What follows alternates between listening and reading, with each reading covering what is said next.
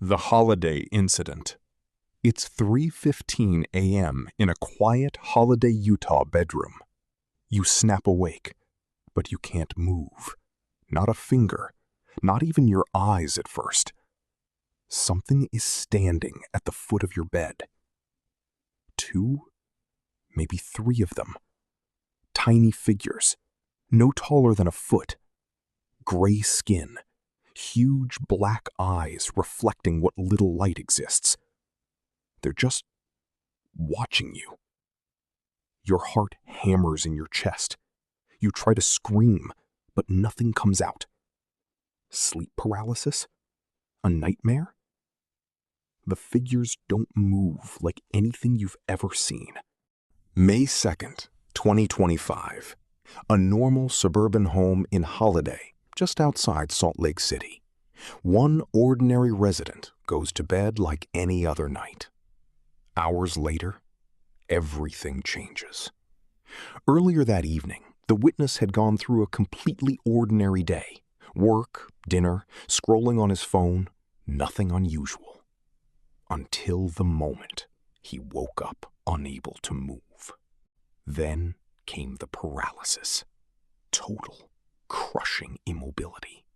The kind where your own body feels like it belongs to someone else. And they were already there, waiting. The entities were small, child-sized, but smaller. Smooth heads, no visible mouths. Those enormous eyes locked onto him. He felt studied, examined. Time felt distorted. Was it seconds? Minutes? In the official report filed with Newfork, the witness could only say it lasted maybe a minute, but it felt eternal.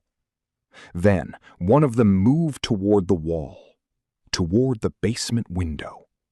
Not around the bed, not over it. Straight through the solid surface, like it wasn't even there.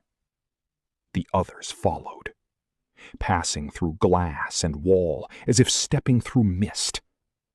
No sound, no struggle, just gone, leaving the witness still paralyzed, wondering if they were ever really alone. Finally, after what felt like forever, the paralysis began to fade. His fingers twitched, then his arms. But the terror in his chest stayed long after the figures vanished. He bolted upright, heart racing, and turned on every light in the house. The basement window looked completely normal. No damage, no marks, nothing. But he knew what he saw. Shaking, he checked the entire house. Nothing was missing. No signs of forced entry. Just the memory of those small gray beings and the impossible way they left. By morning, doubt crept in. Was it a vivid nightmare? Sleep paralysis with hallucinations? He tried to convince himself until he couldn't shake the feeling of being watched. He wasn't the type to believe in this stuff. A regular guy with a regular life in Holladay, Utah. But what happened that night refused to be explained away. Days later, he made the decision to report it. Not to the police, he knew how that would sound, but to a trusted database that logs unexplained encounters. The report described everything in calm, detailed language. 2 to 3 entities under 1 foot tall, gray skin, large black eyes, and the impossible passage through solid glass and wall. Similar small entity reports have trickled in from the Salt Lake Valley area in recent years, but this one stood out because of the physical paralysis and the clear exit through the wall. Experts who study these cases note the consistency: sudden paralysis, small gray figures, sense of examination, and objects or beings passing through solid matter. But science still has no answer. Even now, months later, the witness still double-checks his locks every night. He sleeps with lights on, and sometimes He still feels those enormous black eyes watching him from the foot of the bed. Small gray entities aren't new to Utah. The Salt Lake Valley has quietly collected similar accounts for years. Brief, paralyzing visits that leave people questioning their sanity. Most witnesses stay silent. They fear ridicule. But this Holladay case stood out. The witness had no history of paranormal interest and described the event with clinical precision. Skeptics point to sleep paralysis, a well-documented condition where the body remains frozen while the mind wakes. But how do you explain beings that physically pass through walls? Researchers who track these encounters note the Oz factor, that strange silence and time distortion reported in so many cases. The Holladay witness described exactly that: heavy, unnatural quiet. Neighbors in Holladay reported nothing unusual that night. No strange lights, no sounds. Whatever visited that house did so with surgical stealth. Yet the witness remains certain these were not hallucinations. The figures moved with purpose. They studied him. And then they left without a trace. In the months since May 2025, he's spoken to only a handful of trusted people. The experience changed how he views the night and what might be sharing our world. Some in the community quietly whisper about other strange sightings. Orbs, missing time, unexplained shadows. Holladay may be quieter than most places, but it's not untouched. He still wakes up sometimes, between 3 and 4 a.m., checking the foot of the bed before he's even fully conscious. The fear has faded, but the memory hasn't. What did they want? Why him? Why pass through his wall like it was nothing? These questions remain unanswered, and perhaps they always will. Years of documented cases show these small gray visitors rarely cause physical harm. They appear, observe, and vanish, leaving only questions and a lingering sense that we're not alone in our own homes. The Holladay witness never asked for this. He was just an ordinary man trying to sleep in his ordinary house. Now, every creak, every shadow carries a different weight. He's installed extra lights. He's changed his sleep schedule. But deep down, he knows none of that would stop them if they decided to return.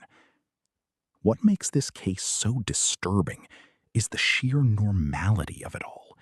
It didn't happen in a remote forest or abandoned building. It happened in a quiet Utah suburb to someone just like you. Scientists call it sleep paralysis. Experiencers call it visitation. Whatever the truth is, the witness is left with one undeniable fact. Something unnatural entered his home that night. Since filing the report, he's received messages from others in the Salt Lake area with eerily similar stories. He's no longer alone in his experience, but that somehow makes it more unsettling. Imagine waking up, unable to move, while something studies you from the foot of your bed, then watches it walk straight through your wall like smoke. Tonight, as you climb into bed and turn off the lights, ask yourself, how certain are you that you're truly alone in the room? The Holladay visitor has never returned, as far as the witness knows. But in the quiet hours before dawn, he still wonders if they're out there right now, choosing the next house. Some doors aren't meant to be opened. Some visitors don't need doors at all. And in Holladay, Utah, on a night in May 2025, the wall itself became a doorway.